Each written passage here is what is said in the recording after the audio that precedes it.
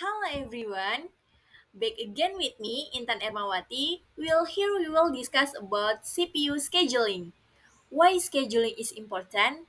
You know the CPU. Every computer has a named CPU, namely or control processing unit. In the CPU, there are processes that need to be scheduled. One of the control process is what is look like, namely scheduling the process, which mean which process is done first by the CPU. What process? Namely the task given by the user by the computer. Will the process will be executed by the CPU for certain scheduling. Okay, next slide.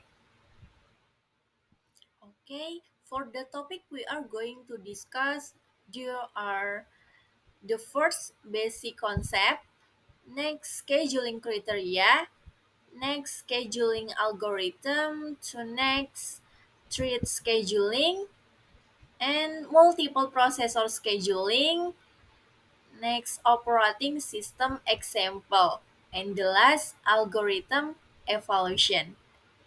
Next slide. In objective to CPU scheduling. To introduce CPU scheduling, which is the basic for multi-program operating system. Di sini kita akan memperkenalkan penjadwalan CPU yang merupakan dasar dari sistem operasi multiprogram. And to describe for you CPU scheduling algorithm. Di sini juga akan dijelaskan berbagai algoritma penjadwalan CPU. The last, to discuss evaluation criteria for selecting a CPU scheduling algorithm for a particular system. Di sini juga akan didiskusikan kriteria evaluasi dalam memilih algoritma penjadwalan CPU untuk berbagai sistem tertentu. Oke, next slide. In basic concept pada penjadwalan CPU. Basic concept CPU scheduling, yaitu maksimum CPU utilization unit, yaitu pemanfaatan CPU diperoleh dengan pemrograman ganda. CPU input or output per cycle process equation consists of a cycle of CPU equation and input or output Y. Siklus burst CPU input or output dieksekusi dan kemudian proses terjadi di siklus eksekusi CPU yang menunggu dari input or output. And the last CPU burst distribution, distribusi burst and CPU. Okay, next slide. In CPU scheduler, select from among the process in memory that are ready to execute and allocate the CPU the one of them. Jadi di sini kita memilih di antara proses dalam memori yang siap dieksekusi dan mengalokasikan CPU ke salah satunya. In process CPU scheduling, the session might take place when a process the first, which is from running to waiting state, atau beralih dari status berjalan ke status menunggu. The second, switches from running to ready state, beralih dari keadaan berjalan ke keadaan siap. The last, switches from waiting to ready, beralih dari menunggu ke siap. The fourth, and the last, terminates, menghentikan. Scheduling under 1 and 4 is not preventive. Jadi penjadwalan di bawah 1 dan 4 itu adalah non-preventive. Order, scheduling is preventive implication for data sharing between thirds or process.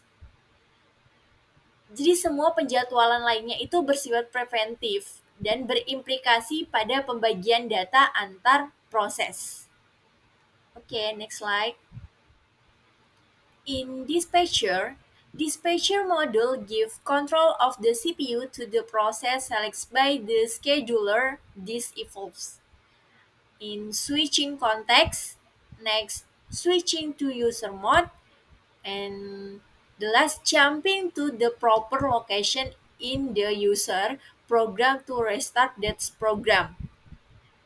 Jadi modul dispatcher itu memberikan kontrol ke CPU dan melakukan proses yang dipilih oleh penjadwal. Hal ini melibatkan yaitu pengalihan konteks, beralih ke mode pengguna, dan kemudian melompat ke lokasi yang tepat dalam program penggunaan untuk memulai kembali program tersebut. And dispatch latency, time is take for the dispatcher to stop on process and start another running. Di latency dispatch, ini memberi waktu yang diperlukan dispatcher untuk menghentikan satu proses dan memulai proses lain yang sedang berjalan. Oke, next slide. In scheduling criteria. Di dalam scheduling criteria yaitu ada CPU utilization. Keep the CPU as busy as possible. Jadi di dalam pemanfaatan CPU yaitu menjaga CPU agar tetap bekerja sebaik mungkin. Output of the process that complete the equation per time unit.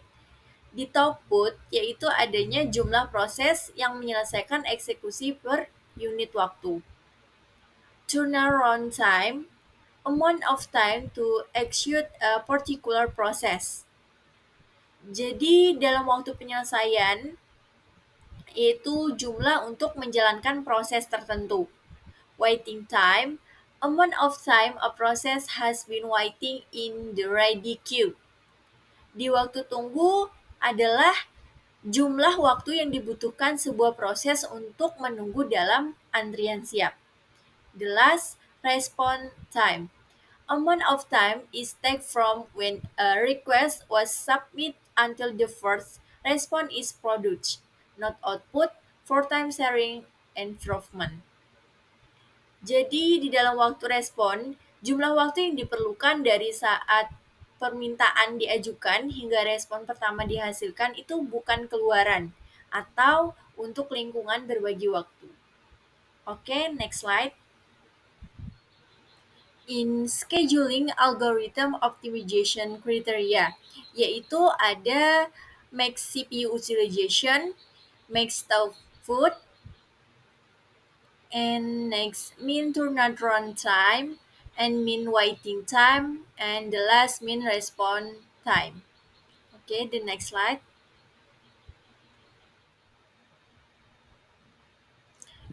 Yang pertama FCFS, first come first serve scheduling, yaitu dengan bertujuan penjadwalan proses. Di sini proses disimbolkan dengan huruf P. Kalau ada P1, P2, P3, yaitu artinya ada proses 1, proses 2, proses 3. Nah, setiap proses ada yang namanya rentang waktu pengerjaan, yaitu burst time. Burst time. Punya rentang waktu pekerjaan. Untuk contoh untuk first come first serve, dari namanya aja udah kelihatan ya. Yang pertama kali datang, pertama kali dieksekusi atau dijadwalkan. Proses yang pertama kali datang, pasti proses yang pertama kali dieksekusi. Atau kita lihat contohnya seperti ini, biar lebih mudah. Misalkan P1 dia memiliki burst time 24, P2 burst time 3, P3 memiliki burst time 3. Yang artinya P1 ini membutuhkan 24 rentang waktu. Satuannya itu milidetik ya. P1 memiliki burst time pengerjaan 24 milidetik, baru P1 ini prosesnya akan selesai. P2 kemudian memiliki burst time 3 milidetik, sehingga 3 milidetik baru selesai. P3 juga memiliki satuan burst time 3 milidetik. Nah, di sini bisa kita contohkan untuk CVS pelayanannya seperti apa.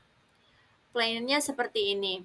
Karena yang pertama kali datang, pasti pertama kali dieksekusi. Maka P1 dululah yang akan dieksekusi.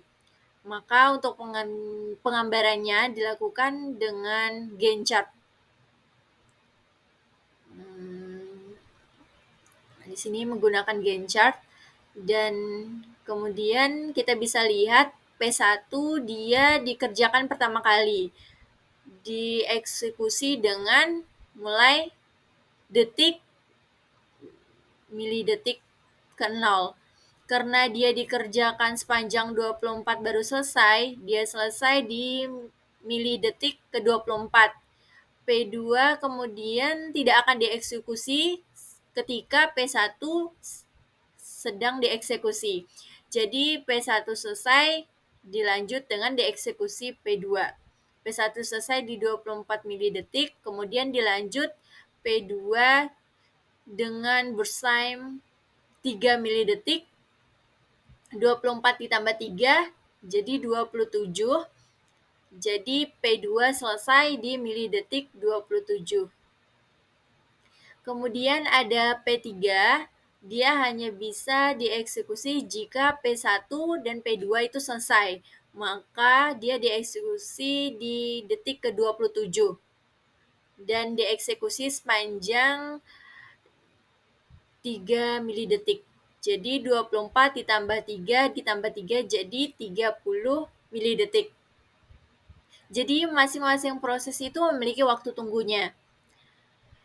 Jadi kalau kita membicarakan algoritma, kita akan membicarakan juga tentang efektivitas algoritma. Salah satu yaitu cara untuk menghitung algoritma dengan cara menghitung waktu eksekusinya. Di sini sudah kita praktekkan dalam menghitungnya. Dan untuk mengetahui waktu rata-rata, waktu atau waiting time, WT, kita harus tahu waktu tunggu per prosesnya berapa, dan kemudian baru kita tahu cari rata-ratanya. Dan kemudian ini P1 langsung diproses dengan 0 milidetik. Terus P2 karena dieksekusi setelah P1 selesai, maka dia dieksekusi milidetik ke 24. Sedangkan P3 karena dia harus menunggu P1 dan P2 selesai baru bisa dieksekusi ke milidetik ke 27. Sehingga jadi kita ketika ingin mengetahui rata-rata waktu tunggunya atau PWT, kita dapat menghitung kita total dibagi dengan jumlah T-nya. Jumlahkan jadi 0 ditambah 24 ditambah 27 jadi 52 ya. Jadi tadi 52 ya. 51 ya. Maaf saya salah hitung.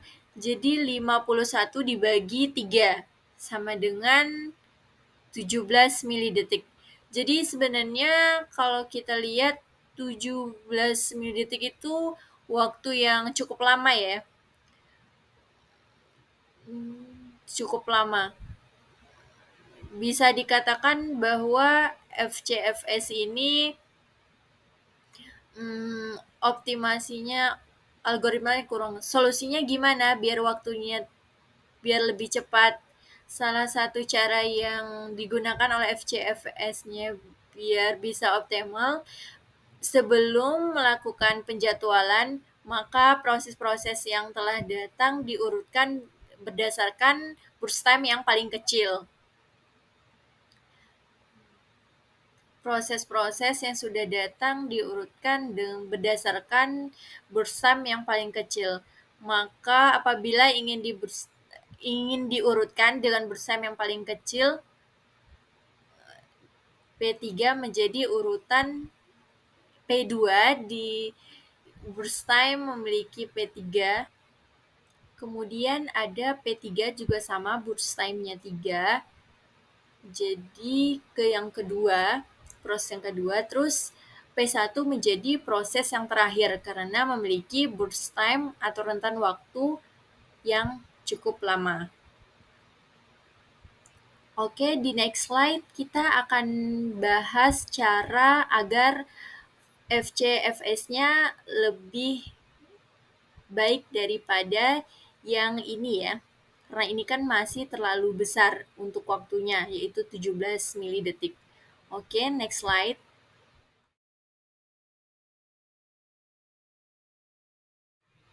In shortest job first SGF scheduling is associated with its process the length of its next CPU burst. As this length to schedule the process with the shortest time. And SGF is optimal gives minimum average waiting time for a given set of process. The difficulty is knowing the length of the next CPU request. Dan jadi ini sesuai dengan konsepnya tadi, yaitu diurutkan terlebih dahulu. Diurutkan yang datangnya yang mana lebih cepat dan burstnya lebih kecil. Sesuai namanya SJF, Shortest Job First, artinya proses yang memiliki burst time paling short atau pendek, maka dia yang akan pertama kali dijadwalkan. Oke, next. Okay, next, algorithm priority scheduling. A priority number integer is associated with each process. The CPU is allocated to the process with the highest priority, smallest integer, highest priority, preemptive, and non-preemptive. Note that SGF is a priority scheduling where priority is the predicted next CPU burst time. Problem: starvation low priority process might never acute, and solution again as time progress increase the priority of the process.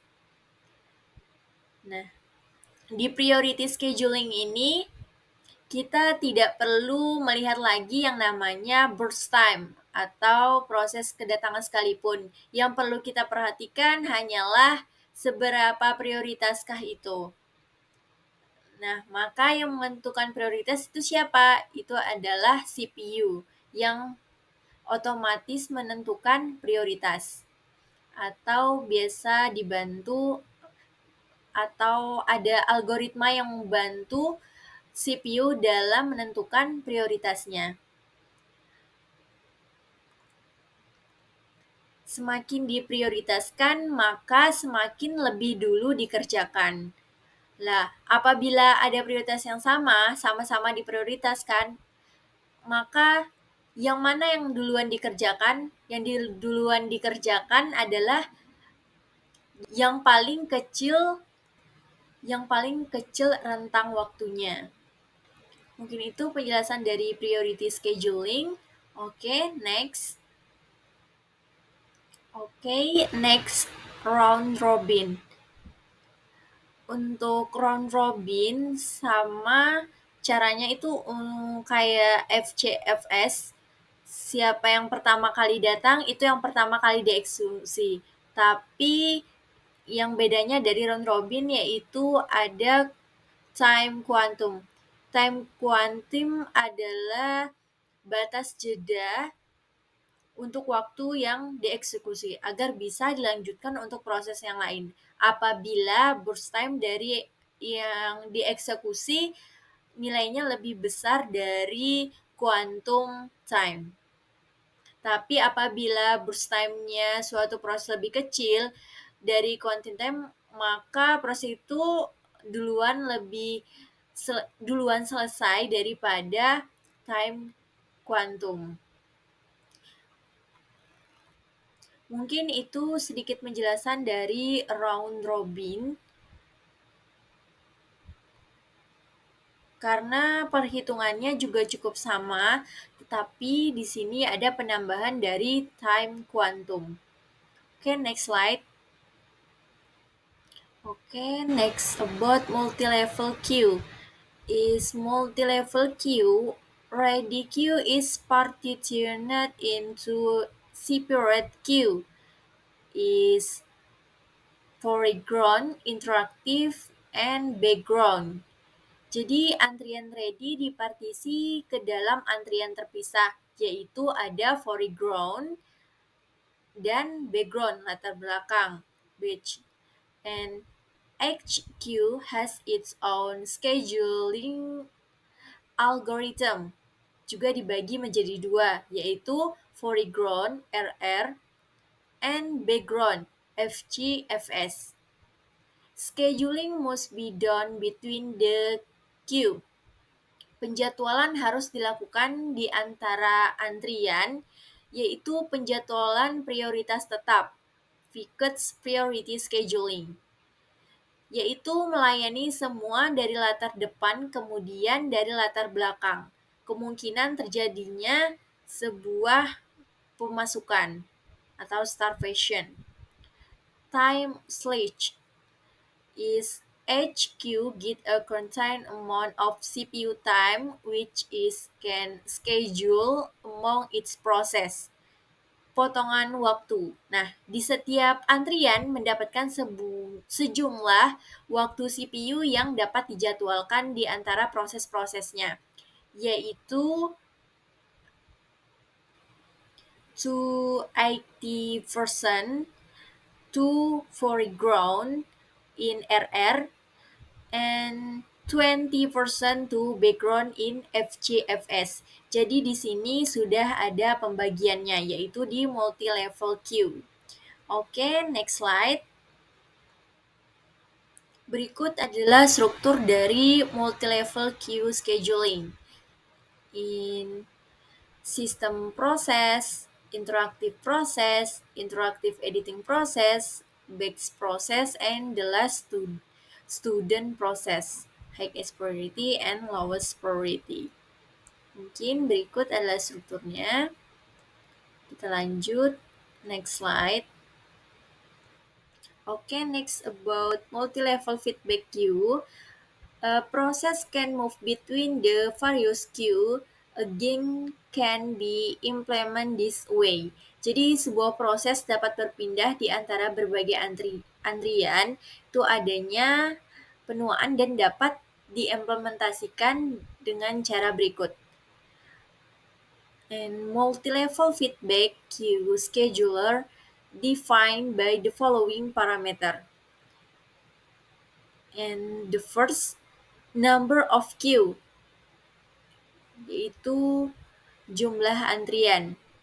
Scheduling algorithm for each queue, algoritma penjadwalan untuk setiap antrian. And method used to determine when to upgrade to a process, yaitu metode yang digunakan untuk menentukan kapan harus meningkatkan proses. Method used to determine when to demote a process, or metode yang digunakan untuk menentukan kapan harus menurunkan proses. And the last, method used to determine which queue a process will enter when that process needs service. Metode yang digunakan untuk menentukan antrian mana yang akan dimasuki oleh sebuah proses ketika suatu proses tersebut membutuhkan layanan. Okay, next slide. Next, about thread scheduling is distinction between user level and kernel level threads. Adanya perbedaan antara thread tingkat pengguna dan tingkat kernel. And many-to-one and many-to-many models, thread library schedule user level thread to run on LVP. Now, as process context scope PCS change scheduling, computation is within the process, and kernel thread schedule on the available CPU is system context scope SCS, computation among all threads in system. Jadi SCS itu adalah sebuah persaingan di antara semua di dalam sistem. Kemudian PCS atau Process Context Scope adalah merupakan sebuah kompetisi penjadwalan yang ada di dalam sebuah proses. Mungkin itu dari thread scheduling. Oke, next. Oke, ini ada sebuah program dari Pthread Scheduling API. Mungkin di sini saya tidak menjelaskan karena saya pun juga kurang paham dengan codingan ini. Mungkin dari teman-teman bisa dilihat lebih dahulu, dan apabila dari teman-teman ada sebuah penjelasan mungkin bisa ditambah di kolom komentar kita. Saya next slide ya. Berikut sambungan dari program sebelumnya dari Pthread Scheduling API. Oke, next slide. Okay, next about multiple processor scheduling is CPU scheduling more complex when multiple CPU are available. Jadi penjadwalan CPU itu lebih kompleks bila tersedia di beberapa CPU. And homogeneous processor within a multiprocessor. And next, asymmetric multiprocessing, only one process access the system data structure, alleviating the need for data sharing. Multiprosesor asimetris yaitu hanya satu prosesor yang dapat mengakses struktur data sistem sehingga mengurangi kebutuhan untuk berbagi data. And next, symmetric multiprocessing (SMP) is each processor is self-scheduling all process in common ready queue, or each has its own private queue of ready process. Di multiprocessing simetris SMP, yaitu setiap proses melakukan penjadwalan sendiri. Nah, dari semua proses dalam antrian siap yang sama atau masing-masing memiliki antrian pribadi dari sebuah proses yang siap. Okay, the last, processor affinity is processor has affinity for processor on which it is currently running, and soft affinity and hard affinity. Jadi afinitas prosesor yaitu proses yang memiliki afinitas untuk prosesor yang sedang berjalan, seperti afinitas lunak dan afinitas keras. Oke, next slide. Nah, berikut adalah gambaran dari struktur CPU itu sendiri. CPU, Fast Access and Memory. Ini adalah sebuah komputer, ilustrasi komputer, dan CPU dapat bekerja seperti berikut ini. Mungkin teman-teman bisa dilihat lebih jelas. Oke, saya akan next slide. Okay, next about multi-core processor is Ryzen trend to pitch multiple processor cores on some physical chip, yaitu tren terkini untuk menempatkan sebuah atau beberapa inti prosesor pada chip fisik yang sama. And faster and consume less power, lebih cepat dan mengonsumsi lebih sedikit daya. And multiple thread per core also growing is takes advantage of memory style to make progress on another thread while memory reprise happen. Jadi banyak thread per inti juga terus bertambah yang memanfaatkan penghentian memori untuk membuat kemajuan pada thread lain saat pengambilan memori terjadi. Itu terjadi di multi-core processor atau pengertian dari multi-core processor. Oke, next slide. Operating system example. Contoh dari operasi sistem. Di sini ada beberapa contoh dari operasi sistem, yaitu the first Solaris scheduling, kemudian ada Windows XP scheduling, dan kemudian ada Linux scheduling. Next slide untuk penjelasan lebih mendalam tentang beberapa contoh dari operasi sistem. Oke, next slide. Berikut adalah tabel dari Solaris Dispatch. Solaris Dispatch Table. Kita dapat melihat ada priority di sini, tabel priority. Berikut ada beberapa angkanya. Sebelumnya kita sudah membahas adanya algoritma priority. Dan disinilah angka-angka itu muncul. Kemudian ada time quantum. Penjelasan time quantum juga sudah saya jelaskan sebelumnya. Kemudian ada time quantum expired. Di sini terus kemudian ada return from sleep. Berikut dari tabel Solaris Dispatch yang terdiri dari priority, time quantum expired, dan return from sleep. Mungkin dapat lihat berikut adalah tabelnya. Oke, next slide. Berikut adalah struktur dari Solaris Scheduling. Global Priority sebelah kiri, and Scheduling Order sebelah kanan. Mungkin berikut ada beberapa prosesnya, yaitu intro thread, real-time thread, system thread, for share, dan selanjutnya. Mungkin dapat dilihat sendiri ya untuk struktur dari Solaris Scheduling. Oke, saya next slide. Windows XP Priority. Berikut adalah tabel dari penjadwalan Windows XP Priority. Nah, berikut ada real time, high above normal, normal, below normal, idle priority. Memang di Windows ini sangat banyak penjadwalan ya, karena Windows itu kan juga banyak program ya. Makanya terjadilah banyak penjadwalan yang terjadi pada CPU. Mungkin teman-teman bisa lihat lebih jelas, tapi mungkin saya tidak bisa menjelaskannya satu persatu dari real time dan yang lain-lainnya. Saya next slide. And next about Linux scheduling. In contents order output one scheduling time and two priority ranks, time sharing, and real time. Jadi di sini di Linux hanya menggunakan penjadwalan yaitu time sharing and real time.